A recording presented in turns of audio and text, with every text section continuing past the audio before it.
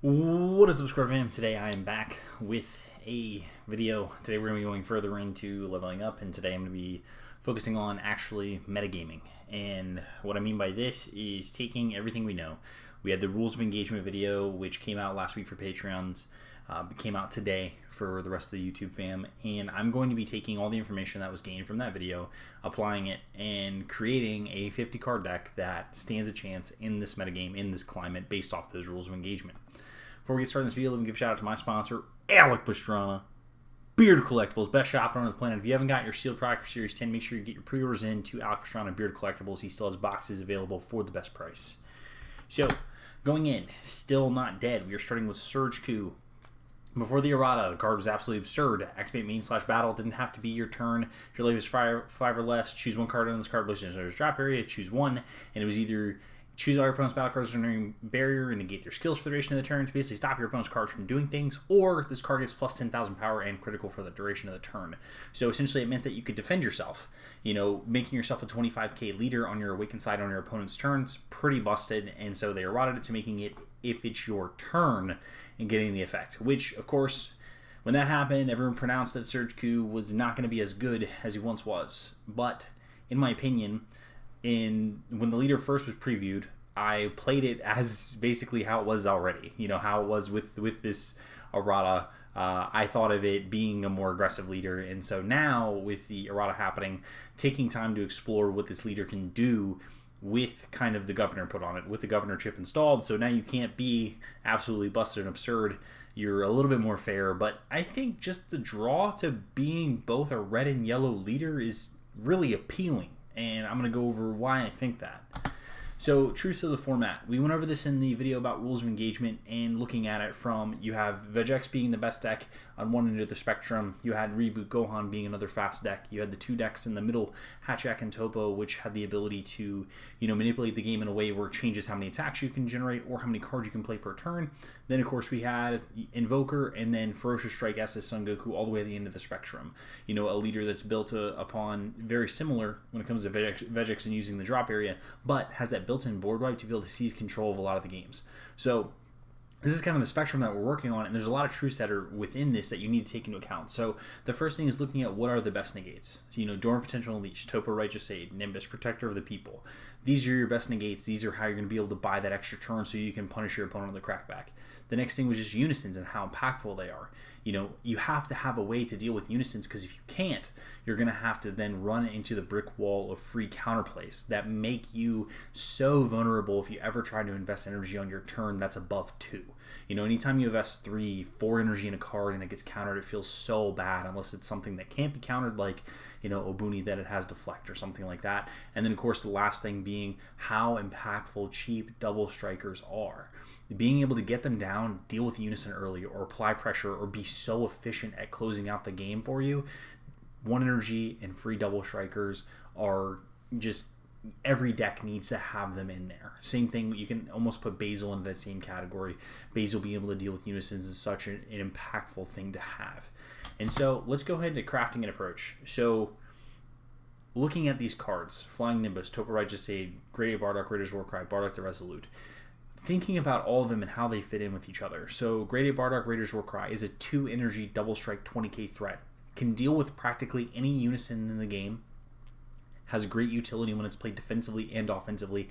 And on the play, it's probably the most impactful 2 energy you can spend when you're going first. Topo Righteous Aid, it's probably going to be the best stopgap right now in buying that extra turn so you can punish the opponent on the crackback, and just in general buying you turns, because just being able to make your opponent have to stop their turn, stop from attacking you, so you can just get that extra card, see that extra threat, is just such an important thing. Flying Nimbus, having it early, having it late, having some copies in your deck to be able to stop your opponent from killing you. Again, it's all about getting the opportunity to punish your opponent or do something that's really impactful that keeps you on tempo.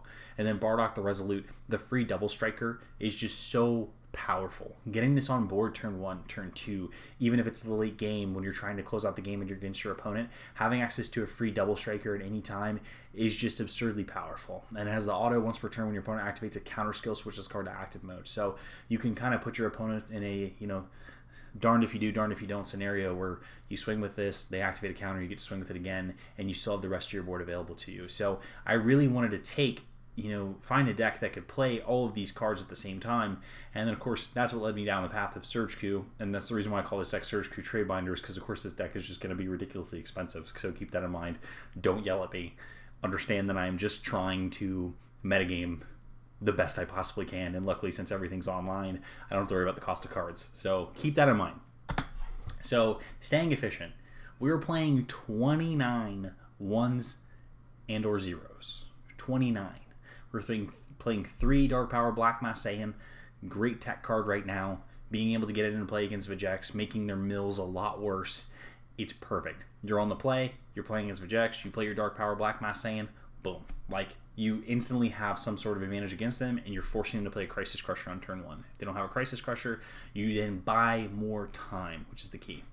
3 Bulma Unyielding Courage. This is to combo with your Counterblast on Gohan. It's also a cantrip, but just having that value when you get to the mid and later parts of the game and the more grindy matchups to be able to rebuy your super combos, very powerful effect. I like that it's a 1-drop as well that just draws you a card. Being able to get that momentum, being able to get through your deck, that velocity is so important.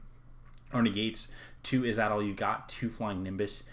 Reason why I'm doing a balance, a 2-2 split, is because I want to keep my red and yellow cards balanced in the deck itself because of your Awakening. Making sure that you have sources is so important. And just, Is That All You Got? Just really strong card. Choose 1 more card from your hand to discard, place in your drop area. If you do, choose up to 2 of your opponent's battle cards to get minus 15,000 power for the turn. So you get to negate an attack, pitch a red card, and then you're going to minus 15k 2 things, which is essentially going to stop those attacks from happening or kill threats.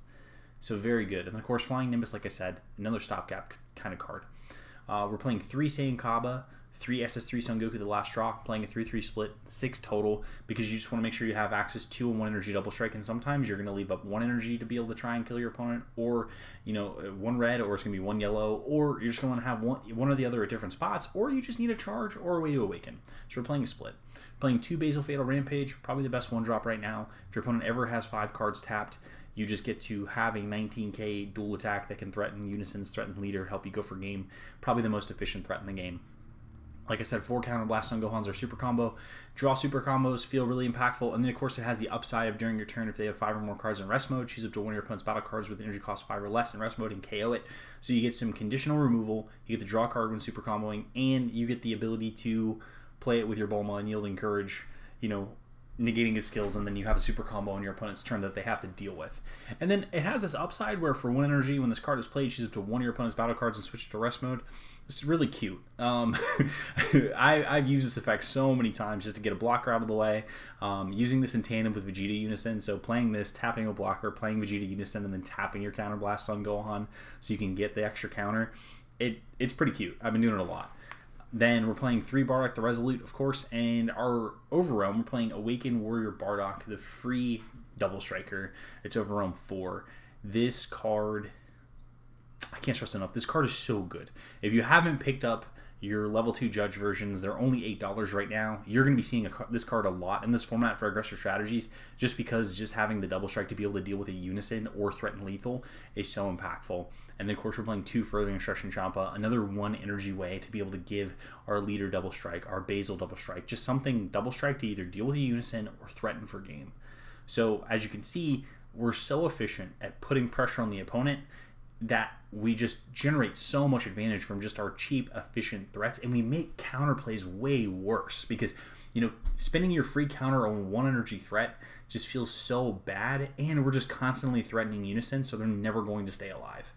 And I think that's one of the most important things about this format is taking your opponent's Unison that they're playing, making sure they're only getting a turn of value out of it, and then killing it so they're just stranded with these free counterplays in hand that cost too much for them to actually play.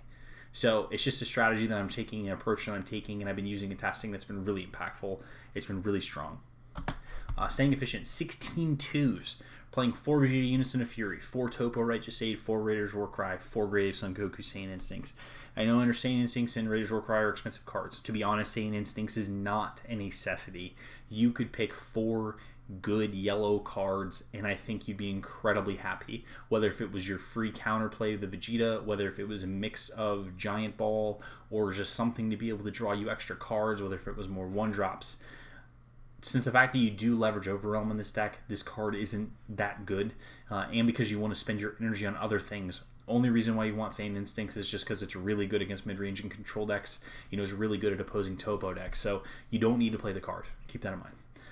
Raiders Warcry, this is a necessity. This is the reason why we were playing this strategy, is because we want to have the best 2-energy threat in the game, which is Raiders Warcry. 20k, double strike, being able to threaten unisons, threaten the opponent's leader, play it defensively. It does it all.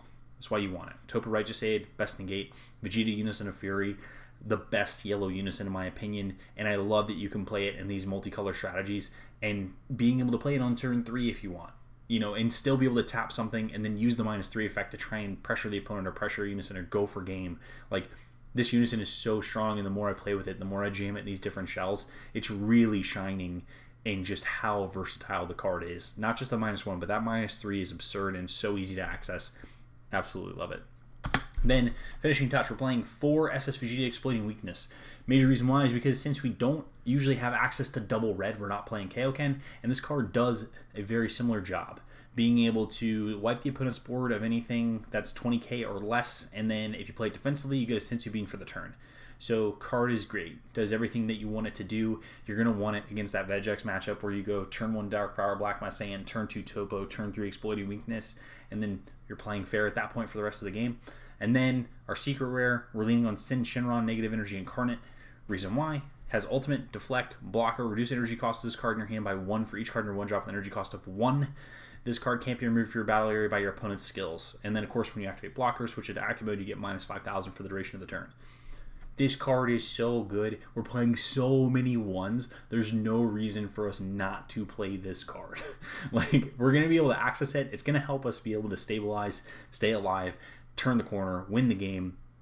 The card's absolutely fantastic for a secret rare. It's just what this kind of deck wants. So that is the finishing touch for the deck. That is our secret rare.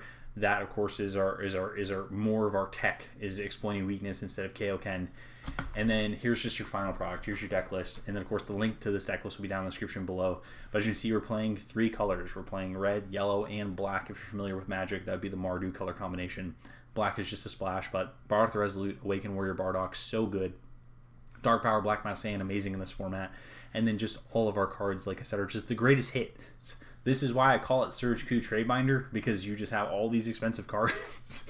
You know, all these expensive cards, all these cards that are just really good in the format right now. You know, SRs, rares, secret rare, etc.